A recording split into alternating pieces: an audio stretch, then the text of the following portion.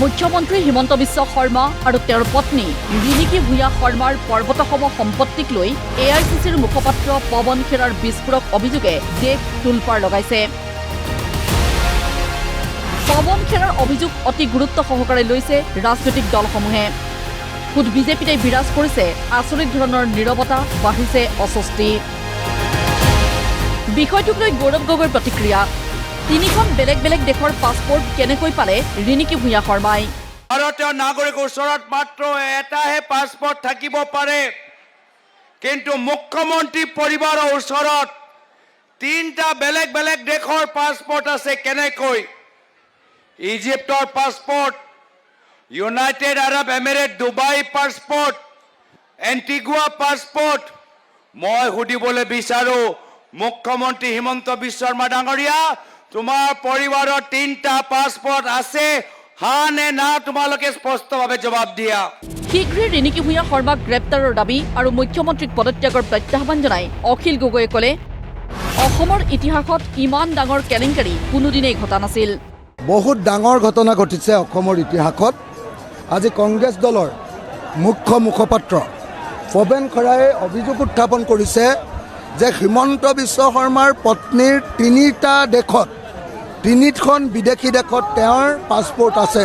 গতিকে তেওঁ অনতি বিলম্বে ভাৰতীয় আইন মতে কেতিয়াও এজন নাগৰিক দেশত একেটা সময়তে নাগৰিকত্ব থাকিব নোৱাৰে। গতিকে মই অতি সোনকালে ৰিণিকী ভূঞা শৰ্মাক গ্ৰেপ্তাৰ কৰিবলৈ দাবী জনাইছোঁ। দ্বিতীয় কথা, এই ঘটনাৰ কাৰণে অসমৰ মুখ্যমন্ত্ৰীয়ে তৎকালীনভাৱে 24 ঘণ্টাৰ ভিতৰত তেওঁ পদত্যাগ কৰিব লাগে। পৱন খেৰাক দেশৰ অন্যতম চিৰিয়াছ ৰাজনীতিক আখ্যা দি অজিত ভূঞাৰ আন এক গুৰুতৰ অভিযোগ। মুখ্যমন্ত্ৰীৰ পৰিয়ালৰ বন কৰা ল'ৰাৰ নামতো আছে সম্পত্তি। তেওঁ নিজেই এটা ডাঙৰ কেলেংকাৰী দুটামানত জড়িত হৈ যিটো বিজেপিৰ চাৰ্জশ্বিটত সেই কথাটো উল্লেখ আছিল সেই সময়ত, আৰু অমিত শ্বাহে কৈছিল যে হিমন্ত বিশ্ব শৰ্মাৰ দুৰ্নীতিৰ তদন্ত হ'ব, ক'লে বোলে এইবোৰ কথা। গতিকে তেওঁ তেতিয়া বিজেপিলৈ গৈ ৱাশ্বিং মেচিনত সোমাই শুদ্ধ হৈ ওলাই আহিলে। আৰু অন্যান্য দেশৰো দুই এখনৰ নাম আমি শুনি আছোঁ, কিন্তু আমাৰ হাতত তথ্য প্ৰমাণ নাই। কিন্তু এইটো ঠিক যে তেওঁ বিদেশত, ভাৰতবৰ্ষততো ক'বই নালাগে কেইবাখনো ৰাজ্যত, আৰু তেওঁ ঘৰত কাম কৰা বন কৰা ল'ৰাৰ নামতো সম্পত্তি আছে। মই এই কথাটো আজি প্ৰসংগক্ৰমে উল্লেখ কৰিছোঁ। সদায় হিন্দু মুছলমান কৰা মুখ্যমন্ত্ৰীৰ পত্নী দুখনকৈ মুছলমান দেশৰ বাসিন্দা। এইলৈ হিমন্ত বিশ্ব শৰ্মাক প্ৰধানমন্ত্ৰী আৰু গৃহমন্ত্ৰীয়ে প্ৰশ্ন কৰিব লাগে। নিৰ্বাচনী প্ৰচাৰ চলাবলৈ আহি প্ৰতিক্ৰিয়া মহাৰাষ্ট্ৰৰ ৰাজ্যসভাৰ সাংসদ ইমৰান প্ৰতাপ গড়িৰ। इतना बड़ा खुलासा हुआ है कि पूरा दिन हिंदू मुसलमान करने वाले मुख्यमंत्री की पत्नी के पास 3 पासपोर्ट हैं और 2 मुस्लिम देशों के पासपोर्ट हैं, इजिप्ट और UAE के पासपोर्ट। मुझे लगता है कि नरेंद्र मोदी जी को और अमित शाह जी को पूछना चाहिए हेमंत विश्व शर्मा से कि 3 जीवित पासपोर्ट, लाइव पासपोर्ट कैसे हैं? ये तो सीधे सीधे देश के खिलाफ गद्दारी है। ৰাইজৰ দলৰ পৰা উত্থাপন কৰা হ'ল কেইবাটাও প্ৰশ্ন আৰু দাবী। প্ৰতিক্ৰিয়া প্ৰকাশ কৰিলে গুৱাহাটী নাগৰিক সমাজেও। দেশ এৰি পলাই যোৱাৰ জোৰ জা কৰিছে নেকি ইউনাইটেড আৰব এমিৰেটছৰ পাছপোৰ্ট সংগ্ৰহ কৰি?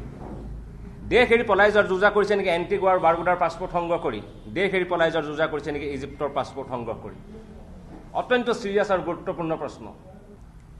এতিয়া এই বিষয়টো ভাৰত চৰকাৰৰ গৃহ মন্ত্ৰালয়ে কেতিয়া তদন্ত কৰে সেইটোলৈ অসমবাসী ৰাইজে বাট চাই আছে। নিৰ্বাচনী শপতনামাত যদি ভুল তথ্য দিয়ে, নিৰ্বাচনী শপতনামাত যদি ভুৱা তথ্য দিয়ে, তেনেহ'লে সেই নিৰ্বাচনী শপতনামা বাতিল কৰিব লাগে। লোকৰ পৰিয়ালৰ ব্যক্তিগত জীৱন খুচৰি থকা মুখ্যমন্ত্ৰীয়ে নিজৰ পৰিয়ালৰ সম্পৰ্কে আজি যি ভয়ংকৰ অভিযোগ উত্থাপন কৰা হৈছে, সেই অভিযোগৰ সদুত্তৰ দিয়ক। সেই অভিযোগক কেৱল যে এইটো এনেই কোৱা কথা বুলি উৰুৱাই দিলে নহ'ব, কাৰণ এজন মুখ্যমন্ত্ৰীৰ পৰা সদায় তেওঁৰ জীৱনত, ৰাজহুৱা জীৱনত থকা অৱস্থাত, সাংবিধানিক পদত থকা অৱস্থাত তেওঁৰ পৰা এটা ট্ৰেন্সপাৰেঞ্চি, স্বচ্ছতা বিচৰা হয়। সেই স্বচ্ছতা আজি দেখুওৱা পোৱা গৈছে যে মুখ্যমন্ত্ৰী হিমন্ত বিশ্ব শৰ্মাৰ ক্ষেত্ৰত নাই। পৱন খেৰাৰ বিৰুদ্ধে ইতিমধ্যে মানহানি গোচৰ তৰাৰ যোজা চলাইছে মুখ্যমন্ত্ৰীৰ পৰিয়ালে। মুখ্যমন্ত্ৰীয়ে প্ৰথমে পৱন খেৰাৰ অভিযোগৰ প্ৰত্যুত্তৰ দিবলৈ AICC তেওঁৰ মাই বাপ নহয় বুলি সাংবাদিককেই এজাউৰি দিলে। মই পাগল নেকি AICCৰ কথা শুনি? AICC কোন হয়? মোৰ মা বাপ হয় নেকি? অসমৰ মানুহে বিচাৰিলে মোৰো পাছপৰ্ট ৰিনিকিৰো পাছপৰ্ট হাতত কপি এনেকৈ দি দিম AICC কোন হয় মোৰ বাপ নেকি নে মোৰ মা আচ্ছা ডুবাইত স্যাৰ হোটেল বনাব বলে আপনাৰ এইটো কোনে মোৰ মা আৰু বাপ নেকি যেতিয়া মই যদি কওঁ ৰাহুল গান্ধীয়ে আমেৰিকাত হোটেল বনাই আছে মই যদি কওঁ গৌৰৱ গগৈৰ পাকিস্তানত হোটেল আছে তেতিয়া কি হ'ব আপোনালোকে পৰপৰাই সুধি থাকে গৌৰৱ গগৈ সুধিব পাৰিব যে তোমাৰ ল'ৰা ছোৱালী ধৰ্ম কি পাৰিব দম আছে কি নাম স্যাৰ বিশ্বজিৎ স্যাৰ দম আছে সুধিব তাৰ ঠিক এঘণ্টাৰ পিছতেই ক'লে কংগ্ৰেছে দেখুওৱা নথি ফটোশ্বপ কৰা বানানো ভুল কংগ্ৰেছ হেনো বুৰ্বক পাৰ্টি কংগ্ৰেছীৰ মাথাই নাই এইবিলাক ফাল্টু কথা হয় তাত লেংগুৱেজ ভুল বানান ভুল কিমান আৰু ফটোশ্বপ কৰিব কংগ্ৰেছে গম পালে যে ইয়াক আৰু বলে নোৱাৰি এতিয়া ডুপ্লিকেট কাগজ বনোৱা আৰম্ভ কৰিছে আজি ৰাতি থানাত আমি কেছ দিম অসম পুলিচক মই ৰিকুৱেষ্ট পঠাম যে টিম যাওক পাছপৰ্ট কেইখন লৈ আহক ডুপ্লিকেট যদি পৱন খেৰাক জেল দিয়ক আৰু সঁচা যদি ৰিণিকী ভূঞা শৰ্মাক গুলি মাৰি পেলাওক সিহঁতৰ মাথাও নাইতো কংগ্ৰেছবিলাক বুৰ্বক পাৰ্টি নহয় চুৰু কৰিব ভালকৈ নাজানে চুৰ কৰিবতো এটলিষ্ট মানুহে ট্ৰেইনিং ল'ব লাগে সিহঁতে চুৰিও কৰিব নাজানে ব্যুৰো ৰিপৰ্ট প্ৰতিদিন টাইম